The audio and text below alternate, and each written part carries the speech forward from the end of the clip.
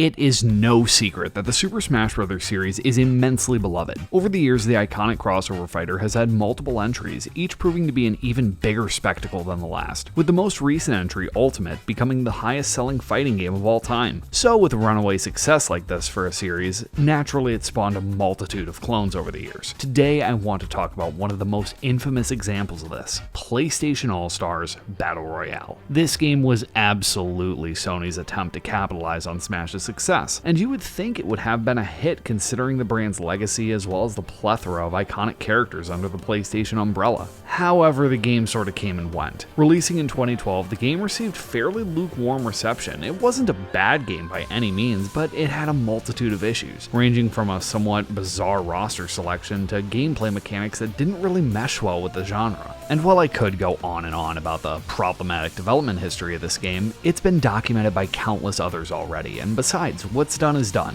Instead, I want to look to the future and go into how Sony could possibly make a return to the platform fighter. It's been over 10 years since the original game was released, and the PlayStation brand has evolved so much since then. So I think another attempt at PlayStation All-Stars feels more than warranted. So let's just dive right in. For starters, we gotta talk about what is arguably the most integral part of the platform fighter, the roster. Sony has more than enough characters to make a great roster, and yet the roster in the first game felt weird. Majority of the roster makes sense. You've got characters like Kratos and Nathan Drake, but then you have strange additions like Fat Princess and Reboot Dante. Like, why? These characters are fine in their own regard, but to have them in a game that's supposed to be Sony's biggest characters, there were absolutely other characters that would have made way more sense. Assuming that Sony wants to use the first game's roster as sort of a jumping off point, I think that Sony should probably cut out some characters. If I had to choose, I would say these characters would include Fat Princess, Naruto, Raiden, Big Daddy, Emmett Graves, Zeus, and Isaac Clarke. Once again, these aren't bad characters by any means, but they just feel like some of the most random additions Sony could have gotten,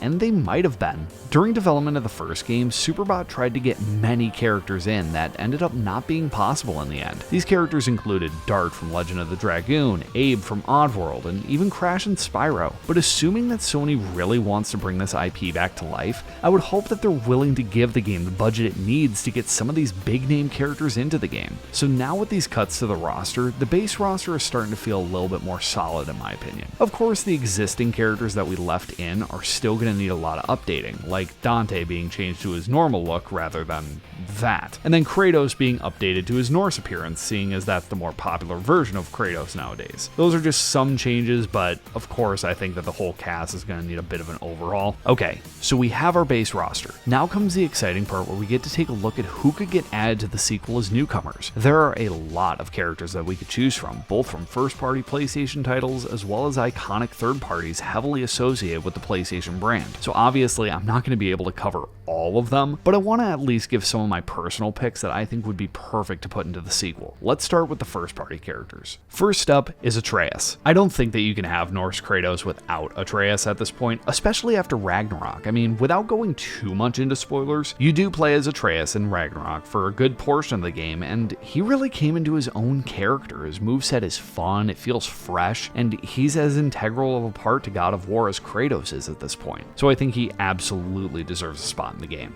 Next up are Joel and Ellie. The Last of Us came out a year after PlayStation All-Stars release, so it sadly missed the opportunity to be included. But now, with this series being one of Sony's more heavy-hitting franchises, it makes sense to include them for the next entry. Now, while you could make Joel and Ellie a duo being more representative of the first title, I think that the better option is to make them both distinct separate characters, especially considering that Ellie is the star of The Last of Us Part 2. And then we have Aloy, another character from a franchise that came out in the time since the first game's release. Horizon has cemented itself as a franchise that is here to stay, and it's honestly Sony's best attempt at a fantasy series, almost reminiscent to the Zelda IP. With the series becoming as big as it is for Sony, putting Aloy in is obvious, not to mention that her inclusion would bring more female representation to the roster. Another big character is the Hunter from Bloodborne. Bloodborne is one of the most iconic games to come out on the PS4, and it's made by the legendary From Software. If Sony could manage to get a character into their crossover fighter from the Soulsborne genre, genre, I feel like that would be a huge nab for Sony, because that's something that Nintendo still has yet to do in Smash, so it'd be something really cool to see. Somewhat moving away from the characters listed so far, we have Astro, or Astrobot, the little platforming robot from Team Asobi that has essentially become the mascot for Sony tech demos, and the games are still immensely fun too. I still think that Astrobot Rescue Mission on the PS4 is one of the best VR games, if not one of the best platformers I've played, period. The character just has so much charm, and adding more wacky, cutesy characters into a platform fighter, it just makes sense. And finally, to round out the first-party characters, we have a character that, while technically comes from a first-party title, is owned by a much bigger media giant, Spider-Man. Now, I know what you might be thinking. Spider-Man is one of the biggest characters in the world, not to mention he's owned by Disney. But here's the thing with Spidey. Not only is his game developed by an in-house PlayStation studio, but the Spider-Man movies are largely handled by Sony themselves. I feel like it would be a lot easier than we think for the iconic webhead to make his way into PlayStation All-Stars. So,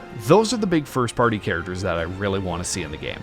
Obviously, there are way more characters you could throw in, but then we'd be here all day. So I want to move on and touch on just a few third-party characters that I think deserve to get into the game. If we're talking about big third parties for PlayStation, we gotta talk about Final Fantasy. For a long time, PlayStation has been seen as the place to play Final Fantasy. There were even rumors that in the first game, Superbot wanted to get Cloud for the game, but multiple factors such as budget and licensing issues basically made it impossible for him to get in. But now, assuming that Sony is willing to give this game the resources it deserves, I think that Final Fantasy needs to be in the game. And I think that the most likely character to be included would be Clive from FF16, considering the heavy push Sony is giving to this game along with it being the most recent entry. However, I also believe that Noctis from FF15 or Lightning from FF13 are also pretty good contenders. Next is less about specific characters and more about a genre that I felt was sorely missing from the first game. Horror. The PlayStation 1 had so many iconic horror franchises start out on it, and to not have any representation from this genre felt like a missed opportunity. There are quite a few options for characters to include, but I think either a Resident Evil rep or even a Silent Hill character makes the most sense. This could also be an opportunity for more platforming characters that weren't on Nintendo systems to be included.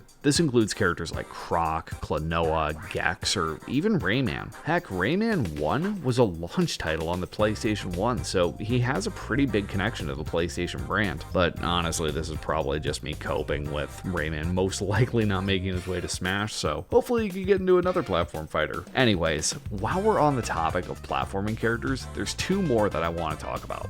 Alright, now the final two characters are somewhat of a package deal. Crash Bandicoot and Spyro the Dragon. Two characters that for many years were seen as sort of the unofficial mascots of PlayStation by the mainstream audience. Unfortunately, the characters are now owned by Activision and soon to be owned by Sony's rival Microsoft. However, I don't think that this is going to be much of a hurdle, providing that Sony is willing to work with Microsoft on this. At least with Nintendo, Microsoft seems to be perfectly up for including their characters in other games not on their platform. I mean, both Banjo and Minecraft Steve are in Smash, so if Sony really wants Crash and Spyro in the game, I think that Microsoft could make it happen. And I think that finally does it for characters that I really wanted to talk about. Of course, there are still plenty more, so if you have any big characters that you felt I should have touched on, or just your own personal wants, feel free to talk about them down in the comments. While roster is a huge factor in a platform fighter, there are still many other things that go into one, namely gameplay. Look, I'm gonna keep this brief. I think that Sony just needs to embrace that it's essentially a Smash clone. So many people hated the super system that was in the first game. It just ruined the overall feel for what I thought was an otherwise great platform fighter. I think Sony just needs to accept that it is a game that is very similar to Smash. Multiverses and Nick All-Stars managed to do it just fine, so if they can do it, Sony can too.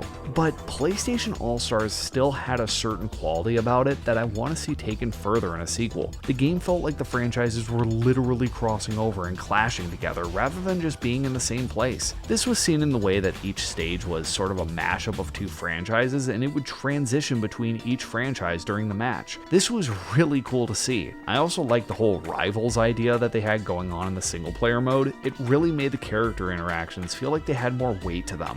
Honestly, there's a potential idea for a mechanic. Maybe with the idea of more character interactions, could a tag team mechanic be implemented somehow? I have no idea how they could make that work, but that would be something really cool to see in a platform fighter.